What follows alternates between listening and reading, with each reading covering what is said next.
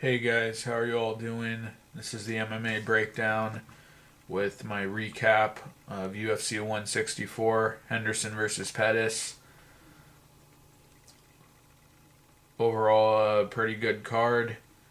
Um, the Facebook card I thought was a little slow, but the Fox Sports 1 prelims, pretty exciting. And then the main card I thought was really good. Only one decision on the main card, four finishes, so a great pay per view. But let's run through the card and I'll give you my thoughts on each fight. So the first prelim on Facebook was a middleweight fight. Magnus Edenblad defeated Jared Hamman by guillotine in the first round. I thought Jared Hamman was going to win this fight. Thought he had the better cardio and pushed the higher pace. Edenblad, he had been finished, choked out in his first two fights. Didn't really offer up much in those fights. I thought he wasn't UFC caliber, but really had a surprising performance, and they both went right at it. And Edenblad got the early guillotine, and that was it for Hamman. Definitely his best performance so far. I'm not sure if he's UFC caliber, but a good one for him. And Jared Hamman, he had that great win over CB Dalloway, and that was his last win, actually, if I'm not mistaken. And I believe this is his third loss in a row. He's probably gone. This is his third loss in a row. He's been finished in each of them, and I think that's it for him. Next up at lightweight, Ali Quinta defeated Ryan Couture by unanimous decision. A good performance for Iaquinta. We haven't seen him since the Tough Live finale when he lost to Chiesa, but he looked really good in this fight.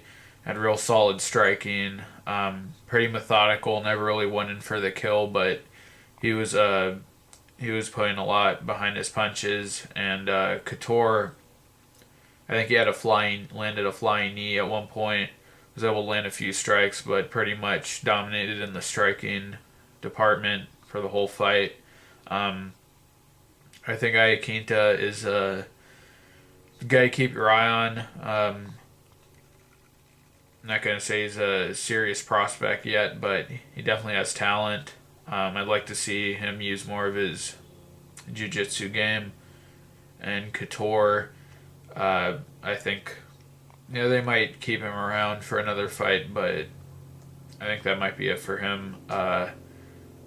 Tough guy, can take a lot of punishment, but he was dominated in this fight. In his last fight, got knocked out. I don't think he's UFC caliber. In the last fight on the Facebook prelim card, Solo Paleli defeated Nikita Krylov by TKO in the third round. I didn't know anything about either of these two fighters going in, but it was a pretty poor performance by both guys. I mean, they both had their moments, but they were both extremely gassed by the end of the second round. And there was a moment there where they were in the against the fence in the clinch, and they were basically laying on each other without even having their hands wrapped around the other guy. But Paleli in the third round went for the kill. He was able to get the TKO. Krylov had some moments on the ground. He had a cool crucifix position at one point. He was working his guard a lot. Seems to have some pretty good jiu-jitsu for a big heavyweight, and he was really young, only 21. Not sure if the UFC will keep him around, but seems like he can be an exciting guy if he can improve his cardio. And Paleli said he had injured ribs, but he really gassed, and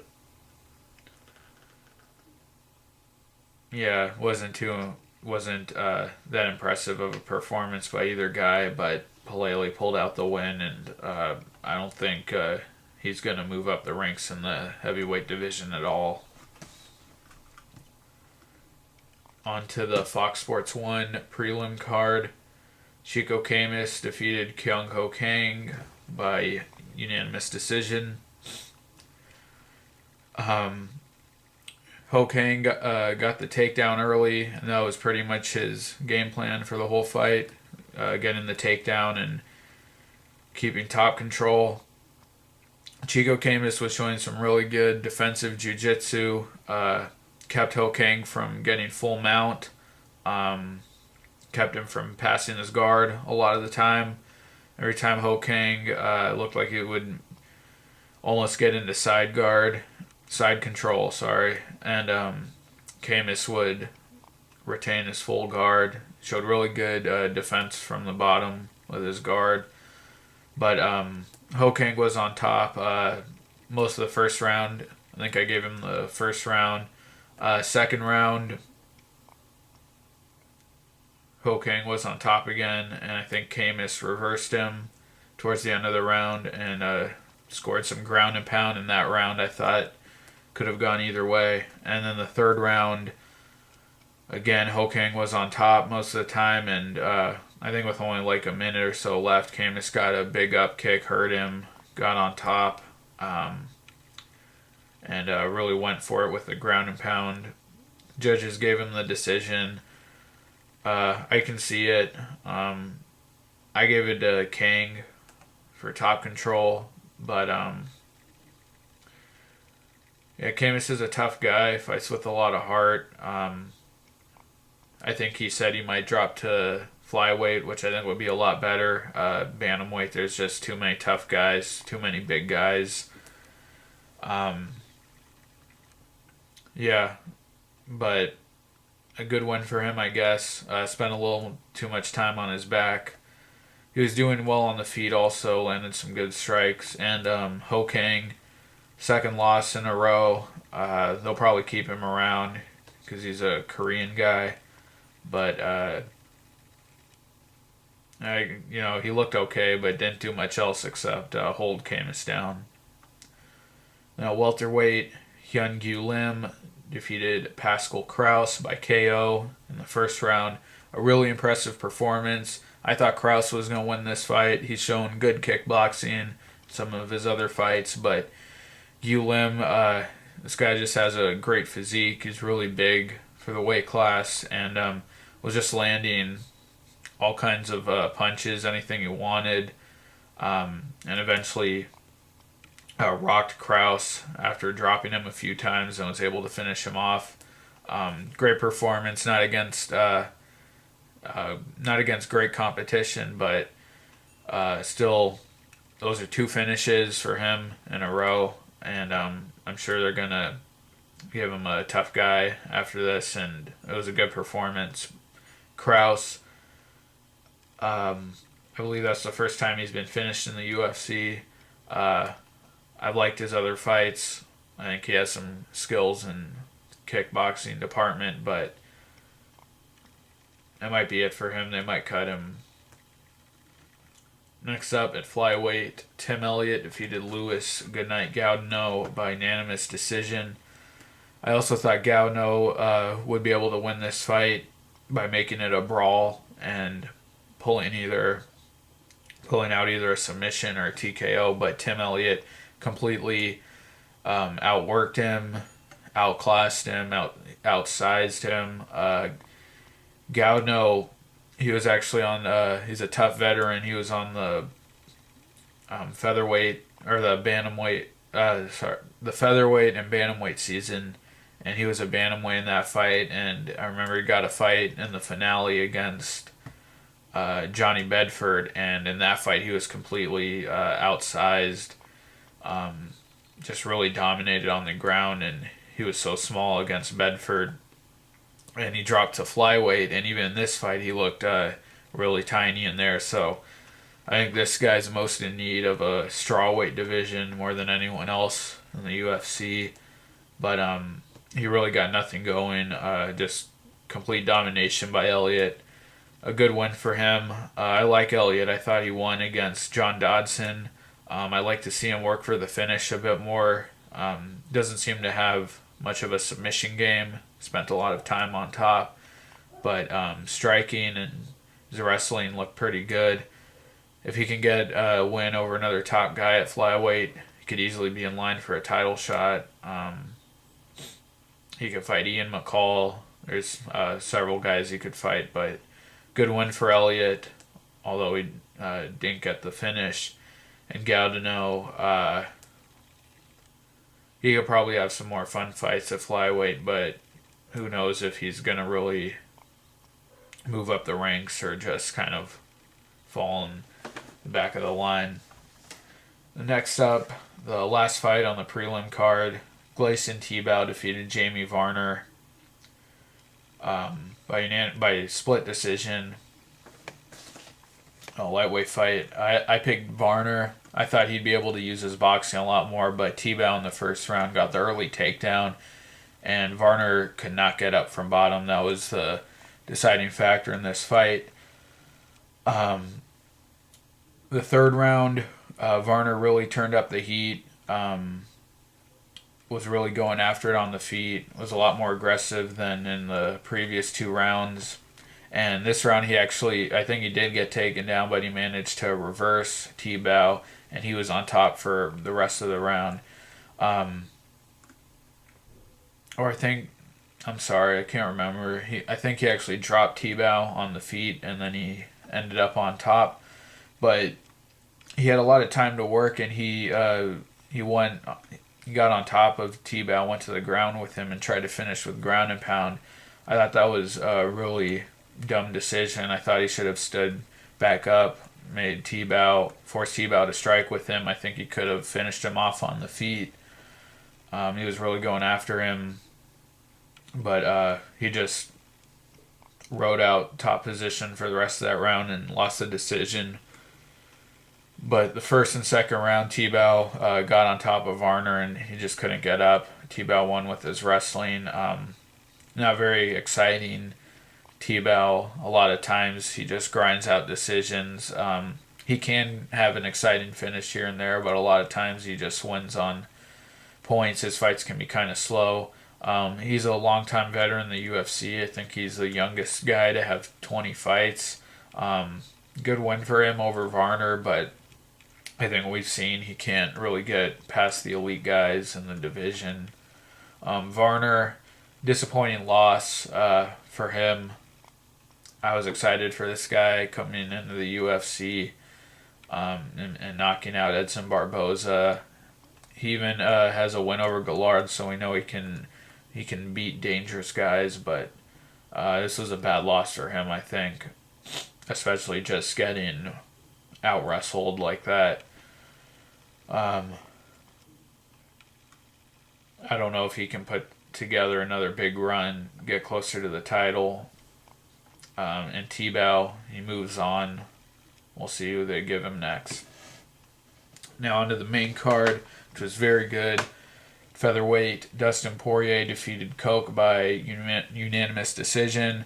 I called this one correctly, picked Poirier by decision. But in that first round, I thought Coke would have the power advantage, actually, and I thought Poirier would just be the more active striker. But Poirier he showed great power like we've never seen from him before in this fight. He was dropping Coke. I think he dropped him 2 or 3 times in the first round. Showed great power in his hands. And then when he knocked him down and followed up on the ground, Coke slapped on a triangle choke. Came out of nowhere. It looked like he was dazed and out, but he slapped on that triangle choke. It was completely locked in. I thought Poirier was gonna be over for him there, but he managed to escape. Showed really good defense. Second round, Coke was able to make a fight of it. Poirier wasn't quite as dominant, but still outstruck him and out-wrestled him in the second round. And then the third round, Coke managed to get Poirier's back, but Poirier, he was never in trouble. Coke went for a rear naked choke at one point, but it wasn't there. And great win for Poirier. He nearly choked out Coke too at the end of the first round with a Darce choke, his signature Darce choke, and Coke survived. But it was a really exciting fight, and Poirier is a contender again for me. His only losses recently have been to Cub Swanson, who, we see what a great tear he's on right now. I think he's he's top 3, I think, at featherweight. And Poirier fought him on short notice and took him to a decision, and even, I think, won a round in that fight. So Poirier's real good, and then obviously got finished by Korean Zombie before that, but he's only lost to the elite guys, and this was a great win for him. It showed real improvement in his power.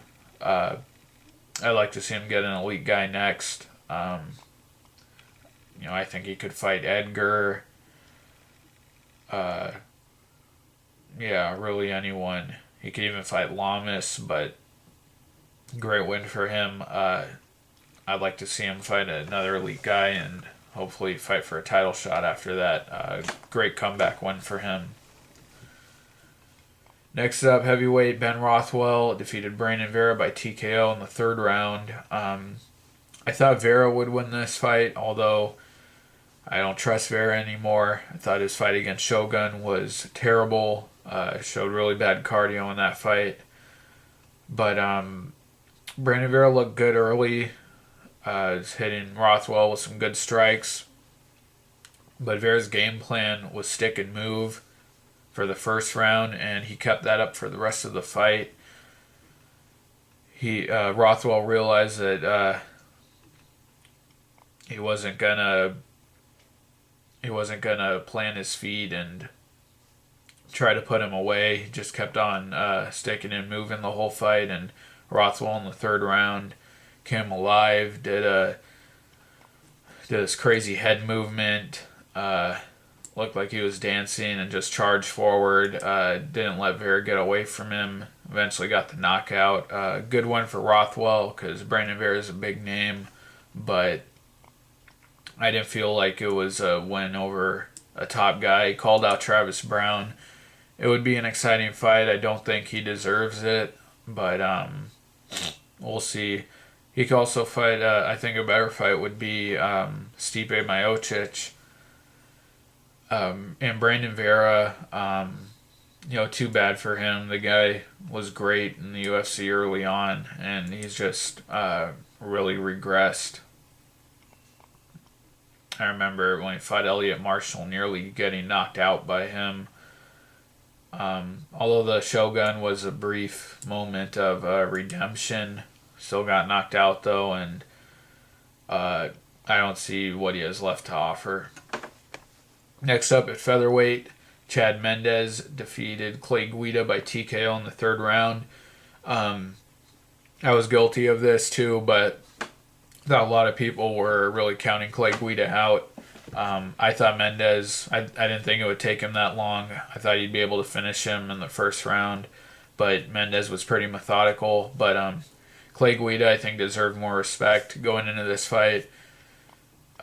He's rarely been finished. He's finished by Kenny Florian, but his last few fights, he lost against Gray Maynard in a fight I thought he won, even though it was really boring, and lost against Ben Henderson, the champion. So those were really his only 2 losses in the last few years. He's lost only against elite guys, and people were thinking that Mendez was just going to steamroll him. I did too, but Guida's a tough guy. He's an elite guy. It's definitely Mendez's biggest fight since he fought for the title. Mendez has been on a roll destroying guys, knocking them out in the first round, but Guida's definitely better than all those guys he knocked out, way better. It was a really good performance by Mendez. Guida's never been knocked out in the UFC. Real methodical, didn't get over aggressive, and in the third round just wore Guida down and finished him off. Guida was game though. He came to fight. he didn't have a crazy game plan like he did in the Maynard fight. He also couldn't get Mendez down, but anyway, great win for Mendez. I hope he gets Edgar, or he's already beaten Swanson in the WEC, but he should be in line for a title shot. Featherweight's getting real interesting. You have Swanson, you have Edgar, and Mendez. And then behind them, I think you have Poirier. There's also Lamas. There's a log jam there. We need to get that fixed. But a lot of real strong contenders at featherweight. Clay Guida, who knows where he goes from here. I'm sure he could get some wins over some other guys at featherweight, but I don't think he has any chance of being a contender there. Next up, the co-main event. Heavyweight fight. Josh Barnett defeated Frank Mir by knee TKO round 1. I picked Barnett in this fight very reluctantly. I thought Mir would have more power in his striking. I thought if it went to the ground, Barnett would have the wrestling advantage, but Mir would have the more dangerous submissions. They both came out, went right at each other.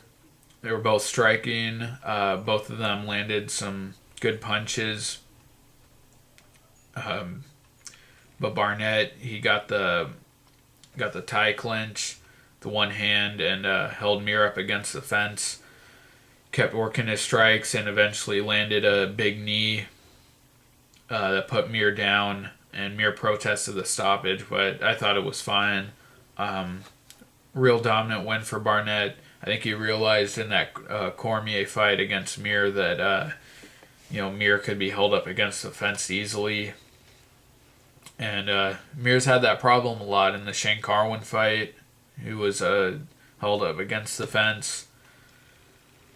Same thing in this fight, in the Cormier fight. But a real good win for Barnett coming in, answer a lot of questions. Shows that he's an elite heavyweight. He's beaten a staple elite guy in the UFC heavyweight division in Mir. Great finish for him. The only other guy to finish Mir recently has been Dos Santos. So great win for Barnett. Mir, he's actually fighting Overeem now, and it's kind of like, how many losses does this guy need before he calls it quits? But Mir, I don't think he can put together another run, and Barnett, really good win. I don't think he can competitively fight for a title, but I'd like to see him get a title shot. Great win for Barnett. And then the main event, lightweight fight, Anthony Pettis submitted Benson Henderson in the first round by armbar. Amazing performance by Pettis, but they came out. Henderson moved forward a lot, was really aggressive. Real improvement over the first fight where it was Pettis coming forward a lot. But if you watch that first fight between them and you watch Henderson's progression through his other fights, he's really improved his jab, really improved his striking game, coming forward, putting pressure, and that's what he did. He was trying to get the takedown, holding Pettis up against the fence, trying to get the takedown, but Pettis defended, and then Pettis started going to work, threw a body kick. It seemed like it hurt Henderson, and immediately just reeled off like 2 or 3 more body kicks. That visibly hurt Henderson. You could see it on his face. Those really hurt him. And then he went for a cartwheel kick, and Henderson was too quick for that. Put Pettis on his back. And Pettis, again from his back, wasted no time and went right for the armbar. Had a beautiful armbar where he had Henderson's arm trapped over his other arm like this. So Henderson couldn't work with his other arm to get free. Henderson tried to step over, but Pettis just adjusted, and it was just a beautiful submission. Kind of a weird ending. Looked like Pettis let go and Henderson just walked away in defeat before Herb Dean waved it off, but I guess it was a verbal submission. You couldn't really tell from the replay, but amazing performance for Pettis. The guy's a stud. He can kill you on the feet, and he's got deadly jiu-jitsu, a really awesome combination. And people forget, they're acting like Pettis' jiu-jitsu came out of nowhere. This guy, before he started destroying guys on the feet back in the WEC, submitted Shane Roller with a triangle, and then, if I'm not mistaken, he submitted another guy by triangle. It was on the Faber-Aldo pay-per-view card on the prelims. Yeah, submitted Alex Karalexis by triangle choke on the prelims of the WEC pay-per-view. So this guy has had submission wins. I'm real excited that this guy's champ. I think he's going to be real dominant, real exciting. TJ Grant's up next for him, though, and that's a real test. I'm giving Grant a real shot at winning. But Pettis is so good. Henderson, I'm sure he'll be back, though. I'm sure he'll work his way back up through the elite guys, and I think there will be a rematch. But I think Pettis is clearly the better fighter. I mean, he's beat him twice now. It's so ironic that, first of all, both these guys are from the WEC. And I remember back when the WEC and UFC merged, I was guilty of this. I thought that the WEC guys weren't going to be able to hang in the UFC. Well, not that they wouldn't hang, I just didn't think they'd be the elite guys. And the number 1 and 2 guys from WEC end up being 1 and 2 in the UFC. It's incredible, and but also just so crazy that Pettis beat Henderson in that last fight, and Henderson ends up running through everyone in the UFC being champion, and now Pettis is the challenger, even though he already beat him in the title fight before. And also ironic that Henderson, he was walking out in his gi with his new black belt, and Pettis was able to submit him. Pettis, I don't believe, is a black belt. And I guess Bendo is Bendo no longer. He's been submitted. He was notorious in those cowboy fights for not tapping to submissions, but Pettis was able to do it with ease, and just a great win for him. I think the guy's a stud. I think this guy can be a star like John Jones. Great win for him. Great way to cap off the main card. My takeaways from this card, Poirier is a contender again. Barnett proves he's an elite guy in the UFC. Mendez, continues his tear through featherweight, and Pettis, proves he's the better guy than Henderson, way more dangerous.